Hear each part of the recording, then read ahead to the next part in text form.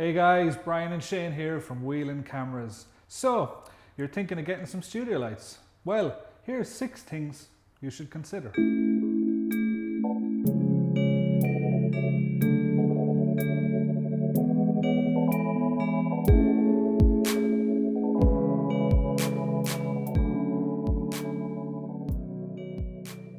Before you invest in some studio lighting, the first thing you need to consider is whether you're going to be using it for flash or whether you need continuous. You might have heard of flash photography, referred to by a different term called strobe lighting. This is used for photography to get a high burst of light into your scene, which enables you to get narrower apertures and lower ISOs to get the best quality photographs from your scene. Continuous lighting, on the other hand, is more often used for video or for photography where maybe you're in a tight space or you're caught for time, you really need to see the shadows as you're working, or if you're using something like a phone or a tablet and you wouldn't be able to use strobe photography. So the main benefit of flash or strobe lighting is the ability to create very sharp images in tricky lighting situations. You can also create different moods and aesthetics by controlling the light and the look that you want. As with strobe lighting, you will be using very narrow apertures, so everything is going to be pin sharp, and that's the whole point of it. So you can get much sharper images out of a lens that wouldn't normally give you such sharp images. Continuous lighting, on the other hand, is extremely versatile as it's useful for both photography and videography. Because it's continuous, you're able to see the scene exactly as it's being lit while you work. Video lights are affordable, flexible, and they come in a wide variety of types. You can get ring lights, LED panels, big bulbs, fluorescents, tungstens. There's a whole range of video lights out there. Video lights are also useful if you want actually less power than a strobe light, because it means you can use a 2.8 aperture or a 1.4 aperture, so a wide open lens, but still being able to light your whole scene, whereas strobes can actually be sometimes too powerful. Which brings us to our next point: power output. Strobes are measured in watts, so a 300 watt strobe is going to be less bright than a 600 watt strobe. Video lights are the same, but they're measured in lux. So again, the smaller the lux, the less brightness capabilities that it has. And the bigger the lux, the more light you're going to be able to fit. 300 watt is going to be great for your average studio or home office kind of a space. And 600 watt is what you'd use for a large room, or if you're working outdoors and you're trying to balance natural light. So Shane, you've mentioned power output, but you also need to be aware of the power input and how these lights actually work. So there's 2 different ways to power a light now. You have mains power or you have battery power. So traditionally, battery power, you'd have to have a big motorcycle battery, plonk it next to you. You get 36 shots out of a whole charge on these massive things, but that's no longer the case. Now you get studio lights that have very tiny lithium-ion batteries plugged in. You can get between 360 and 600 shots on a full power as well, on a full charge. It's also worth noting the pros and cons then of battery powered lighting. Obviously, one of the pros is that you can pick it up, take it, use it anywhere, and you have a beautiful light working away. The other pro could be as well, as if you plan on taking pictures of children in a studio, there's no cables hanging around. The amount of times I've been in a studio and I've been taking my pictures and I've been walking backwards, and next thing, thump on the ground, there goes my studio light because I fell over the cable myself. So that's a big benefit. One of the only really things that you might want to consider as a con per se is just the price. They're just slightly more expensive. So maybe you're thinking, all right, I'll just get the brightest light and the biggest battery and away I go. Well, this really brings us to our next point: budget. When it comes to studio lighting, you really need to set a realistic budget. There's a lot of cheap electronics out there, and if something looks too good to be true, it usually is. Now, the thing is, you don't need to get everything all at once. Set that budget and set it as it goes along, and in that way then you can start to add to things. Are you going to expand this into something that you use? Are you a studio photographer? Are you a wedding photographer? Are you a portrait photographer? Are you a food videographer?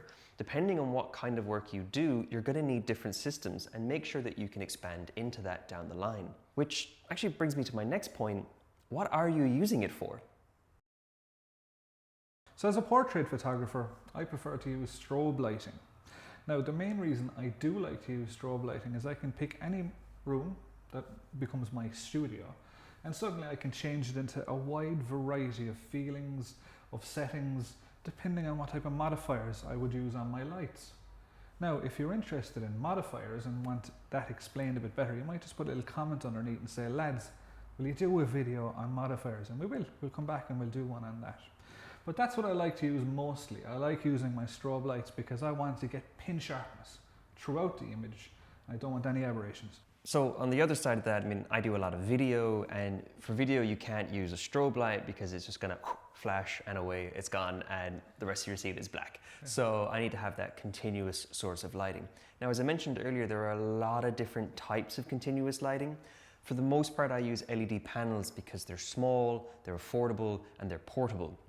However, you have to be aware that because there's lots and lots of little LEDs, they can cast a lot of shadows. So you can get around that by using a big diffuser, which kind of softens it up into one kind of big bulb, or you can actually use one big bulb, and that's a great way of getting rid of all those shadows. I have also worked with things like tungsten and halogen lighting systems, and they're really beautiful. They have this lovely warm glow to them, but they get really hot. And again, you're going back to that studio situation with wires on the floor, maybe somebody who's a bit of a klutz. Next thing you know, you've got a very hot light falling down, and that's a health and safety issue. It's also an environmental issue because the halogen bulbs are less energy efficient compared to the LEDs. And the other point there as well, Shane, is that the way the world is moving towards LEDs, if you invest in a system of halogens or tungstens or whatever, they might not be available for much longer. So that brings us to our next point, which is future-proofing. Now, the wonderful thing about the Godox system at the moment is that everything that they have that's a strobe light that's current will actually fire on the same frequency, which means you can get the one trigger and it will fire your flash, it'll fire your studio light, it'll fire everything. So you start off with your basic beginner kit, say 2 400-watt studio lights, nice and cheap, nice and efficient, and you have one of these triggers and you say, 2 lights isn't enough, I want another one, I want a hair light up on top, I want a backlight, I want a light to light the background. Again, if you're a beginner and you're like, what the hell is a hair light? That's fine. You buy your 2 lights to start with. But as you're progressing, you go, I know what a hair light is. I want a hair light. So what you do, you buy another light. It'll marry in with the same system. So it's very clever to be able to do that. So the thing with studio lights is you work with one, you figure out what that does. You add your second light, then your third, and maybe you might stop at 1, maybe 2, maybe 3. It's completely up to you, but it's making sure that you're future-proofing. So that's in terms of working together. The other part of future-proofing then is making sure that you get a mount that's universal. So Bowens have now gone defunct, sadly, but their mount lives on. So if you buy lights in Bowens mount, that means that anything that's a Bowens mount accessory will work with it. So Brian, you've mentioned a lot there about future-proofing, and one last point that I want to hammer home is the accessories.